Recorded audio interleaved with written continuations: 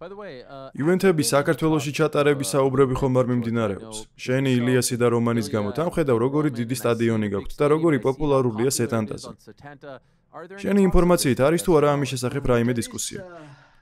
კი, გარკვეული საუბრები მართლა მიმდინარეობს. ჩემი მეგობარი დავით ნატროშვილი ცდილობს UFC-ს საქართველოში ჩამოყვანას. მგონი გიგა ჭიკაძემაც დაიწყო ამაზე მზადება UFC-ს საქართველოში ჩატარებაზე. და რა თქმა უნდა, მეც მაქვს რაღაც საუბრები. მაგრამ ამ ეტაპზე ყველაფერი არც ისე მარტივია. უნდა დავიცვათ თანმიმდევრობა. თან ახლა როგორც იცი, ორი ჩემპიონი ვართ. და საქართველოში ვერცად ვერ ვიჩხუბებთ. ამიტომ Fight Night-ი უნდა იყოს. იმედი მაქვს ამ ყველაფერს თავს მოვუყრით. მახსოვს შენი წინა ბრძოლა უმართან როგორი იყო. მაშინ ოდნავ გაღიზიანებული ჩანდი მასთან დაპირისპირებით. არ გეგონა რომ ეს შეხვედრა დაიმსახურა. ახლა შენთან მოახლოებული ბრძოლით კმაყოფილი ხარ თუ არა? ბედნიერი ხარ? თვლი რომ შენი მეორე ტიტულის დასაცავად სწორი მეტოქე შეგირჩიეს. კი, კმაყოფილი ვარ. მიუხედავად იმისა, ბევრს არ მოსწონს ეს ფაქტი, რომ ომალის რევანშის შანსი მისცეს. მე მაინც მიმაჩნია, რომ მან ეს უფლება დაიმსახურა. მეც მსურს გავარკვიო, რა შეუძლია მას. ბრძოლის შემდეგ უამრავი მიზეზი მოიფიქრა, ახლა კი ოპერაციაც გაიკეთა. დარწმუნებული ვარ, ის შეცვლის თავის მიდგომას, სტრატეგიას შეცვლის. სრულიად განსხვავებული ბრძოლა იქნება. თუ არ იქნება, მაშინ როგორც ომალი ამბობს, თუ არ მოგწონს ნუ უყურებ. მაგრამ მე მჯერა რომ საინტერესო დაპირისპირება იქნება, იმიტომ რომ მეც ვაპირებ რაღაც მიდგომების გამოსწორებას. ეჭვი არ მეპარება რომ ომალი სულ სხვა ტაქტიკით დამიპირისპირდება, ვიცი რომ დაწყებისთანავე შეტევაზე გადმოვა ბოდი ქიქებით და სტრაიკინგით. და მინდა ჩემი სტრაიკინგიც გამოვცადო. როცა ტიტულისთვის პირველად ვიბრძოდი, მეტად გააზრებული და ფრთხილი ვიყავი. მაგრამ ახლა როგორც ჩემპიონი მზად ვარ რისკზე წავიდე. მოკლედ, კარგი ბრძოლა შედგება. გჯერა როცა ამბობს, რომ 70%-ით უკეთესი იქნება, რომ საზარდულის ტრავმამ და სხვა დაზიანებებმა ფაქტობრივად შეაფერხა მისი მაქსიმუმი. ჯერა რომ შონის გაცილებით ძლიერ ვერსიას დაუპირისპირდები ივნისში? დიახ, მჯერა და უნდა მჯეროდეს, რადგან ერთი რამ ცხადია, როგორც ჩემპიონს არ მაქვს იმის უფლება, რომ მოვდუნდე. მიუხედავად იმისა, რომ ის და კიდევ სხვა ვიღაცები დავამარცხე, არა, მუდამ ახსოვდეს, რომ აქ მძიმე შრომა მომიყვანა და ეს შრომა უნდა გავაგრძელო. მე მჯერა მისი, როცა ამბობს, რომ 70%-ით უკეთესი იქნება. ძალიან კარგი. ეს ნიშნავს, რომ მეც მეტი უნდა ვიშრომო და ჩემი თავის გაუმჯობესებაზე ვიფიქრო, ასე რომ მე კარგ ბრძოლას ველოდები. როგორც იცი, ზოგჯერ მებრძოლი უფრო შედეგიანია, როცა მას და მის ოპონენტს შორის შუღლია, მაგრამ შენს დაინახავდი, რადგან კომენტარიც გააკეთე. ორივემ შონმაც და მისმა მწვრთნელმაც ტიმად შენზე დადებითად ისაუბრეს. გასულ კვირას, როცა პოდკასტი გამოაქვეყნეს. თქვენს როგორ მოსწონ ხარ და პატივს გცემე. შენ კი ტვიტერზე დაწერე რაღაც ამდაგვარი. შეწყვიტეთ, ჩემზე ცუდად საუბარი გააგრძელეთ. მჭირდება რომ თქვენზე გაბრაზებული ისე ვიყო. და გაიფიქრე, როცა მათგან ასეთი მეგობრული კომპლიმენტი მოისმინე. ხო, უცნაური იყო. იმიტომ რომ ჩემზე ტბილად საუბრობდნენ. მე კიდე მეცინებოდა, რადგან როგორც იცი, ყველას მოსწონს როცა აქებენ. თუმცა მაინც უჩვეულო შეგრძნება იყო. თითქოს მეგობრულად ვიგრძენი თავი მათთან. ტიმთანაც კი შენ წარმოიდგინე არა და არ მომწონს ეგ ტიპი. მაგრამ ახლა როცა ასე კარგად საუბრობ და გული ცოტათი გამიტვა, ამასობაში მე ვამბობ, არა, ნუ აკეთებთ ამას ბიჭებო, მე თქვენზე გაბრაზება მჭირდება. ნამდვილად უცნაური შეგრძნება იყო. შონომალი არც მემძულს გესმის? უბრალოდ მინდა რომ მას ვეჩხუბოთ. ტიმმა კი თავის მხრივ სერიოზული შეცდომები დაუშვა. ის პროფესიონალი მწვრთნელივით არ მოიქცა. გაიძვერა მწვრთნელია, არაპატიოსნად მოიქცა. შეურაცხყოფის მოყენებას სცადა და ამიტომ საუბრობდი მასზე ცუდად. რატომ ფიქრობ, რომ ტიმი არაპატიოსნად მოიქცა? შენზე საუბრის გამო თუ სხვა მიზეზიც არსებობს? დიახ, როცა შენ მებრძოლის მწვრთნელი ხარ, ბრძოლისას ან ვარჯიშის დროს შენი ყურადღება მის გაძლიერებაზე უნდა იყოს მიმართული. უნდა ასწავლო, როგორ დაარტყას ძლიერად, როგორ იჭიდაოს ან გააკეთოს საბმიშენი. მის მოწინააღმდეგეს კი არ უნდა არიგებდე. შენი არაპატიოსანი საქციელით აღიზიანებდე და მისგან რეაქციას ელოდე. შეცდომა დააშვებინო. მაგალითად, როგორც ეს ალჯოსთან მოიქცა. და ჩემთანაც იგივე სცადა. ზოგადად, როცა მწვრთნელისგან ინტერვიუს იღებენ, ისინი საუბრობენ ბრძოლის რეალურ მსვლელობაზე. ხოლო როცა ტიმს შეეკითხნენ, მან თქვა, რომ მე დიდი ცხვირი მაქვს და შონი მან დამარტყამდა. რომ 157 ან 160 ვარ და ჩემს სიმაღლეს დასცინოდა. გესმის, ჩემი შეურაცხყოფა მისი საქმე არ არის. მას მხოლოდ ერთი საქმე აქვს და ეს მისი მებრძოლის გაძლიერება, ასწავლოს თეიქდაუნების დაცვა, როგორ დამარტყას ისე რომ გამთიშოს ან მახრჩობელათი მომიგოს. ამაზე უნდა ფიქრობდეს და არა ჩემს შეურაცხყოფაზე ან კუთხიდან რაღაც ხრიკებზე. ასე არავინ იქცევა უბრალოდ. როგორც აქამდე ვთქვი, მიდი და მსგავსი რამ კალათბურთში ცადე. მოწინააღმდეგე გუნდს გამოელაპარაკი, ან ფეხბურთში ქენი იგივე. ეგრევე დისკვალიფიკაციას მოგცემენ. ის უბრალოდ პატარა ბავშვივით იქცევა. ღირსეულად მოიქეცი, ნამდვილი კაცივით, ღირსეული საქმეები აკეთე, როგორც ეს ნამდვილ კაცებს შეეფერებათ. სულ ამის თქმა მინდა. ვიცი რომ შენ შონს პიაიში გადაეყარე. როგორი იყო შენთვის? ძალიან მაგარი იყო, როგორც შენ თქვი, მხოლოდ პოზიტივი. მე ყოველთვის მომწონდა ეს ბიჭი. სუპერსუბუქი დივიზიონიდან ბევრს არ ვაკვირდები ინსტაგრამზე. მხოლოდ მას ხუმარა ტიპია. საყვარელი და კარგი მებრძოლიც.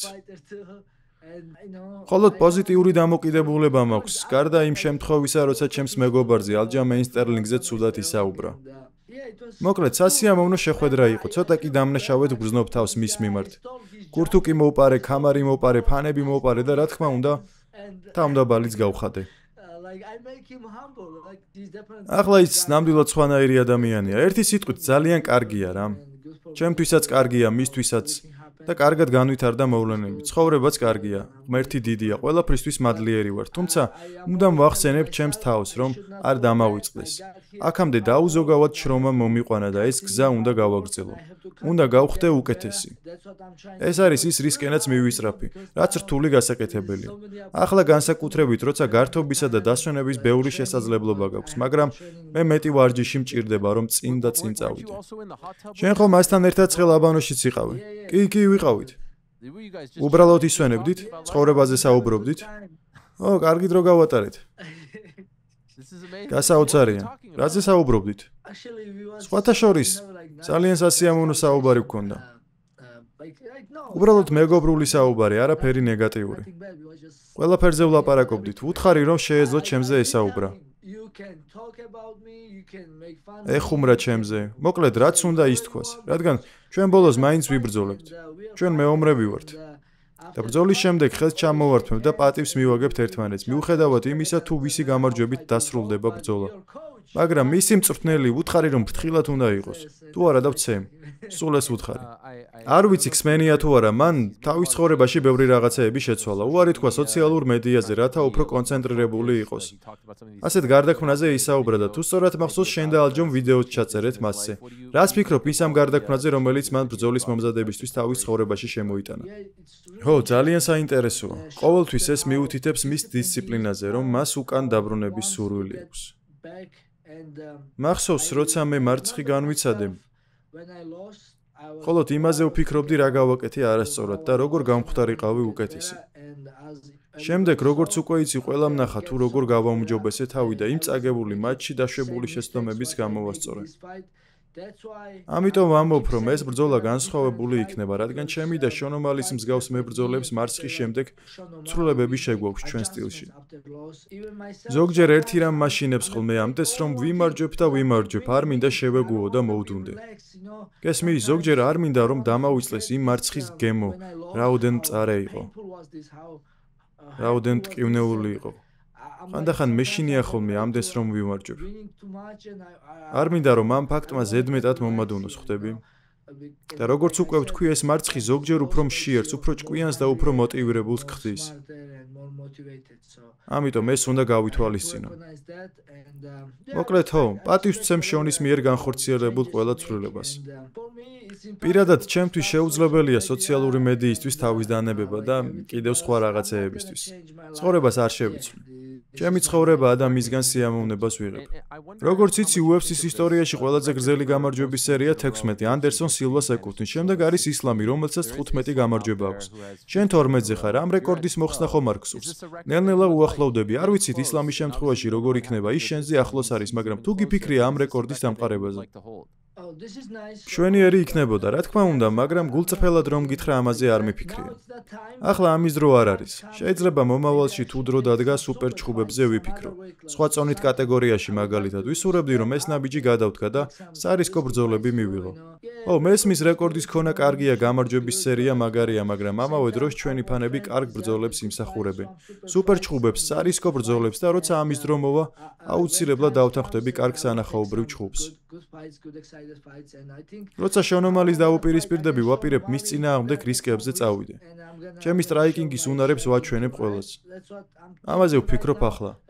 ბრძოლას დაველოდოთ. შეიძლება სულ სხვანაირად მოხდეს, მაგრამ ამჟამად ამას ვფიქრობ. და როგორც მოგეხსენებათ, ზოგჯერ ცოტა გიჟი ვარ ხოლმე. ზოგიერთ ჩხუბში ჩემს სიგიჟეს გამოვავლენ.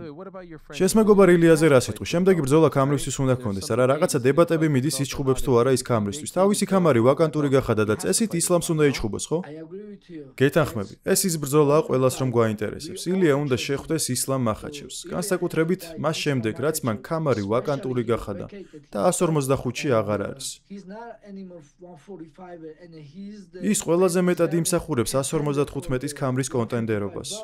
მაგრამ ისლამი რაღაც მიზეზების გამო მას ყურადღებას არ აქცევს. დარწმუნებული ვარ, ყველას გახსოვთ, როცა ისლამმა პრეს კონფერენციის დროს მხოლოდ ერთი რამ მითხრა.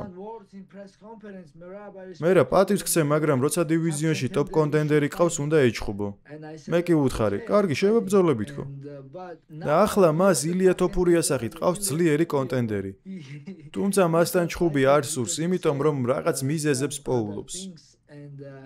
ჩვენ ყველა ვთანხმდებით, რომ ილია ყველაზე მეტად იმსახურებს ამ ბრძოლას და იმედია ასეც მოხდება, მაგრამ ისლამი ისე არ გაუკრიტიკებიათ, როგორც მე გამაკრიტიკეს.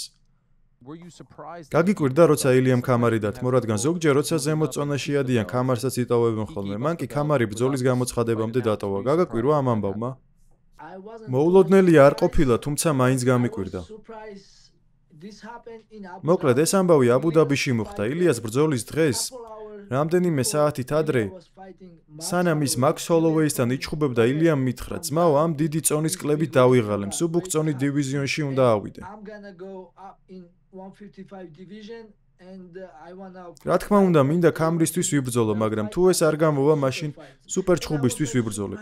მე კიდე გამიკვირდა რა. მე უბრალოდ ვუსმენდი, არ მინდოდა რამე მეთქვა, რადგან ბრძოლის დღე ჰქონდა. ასეთ რამეს ბრძოლის წინ არ განიხილავენ, გესმის?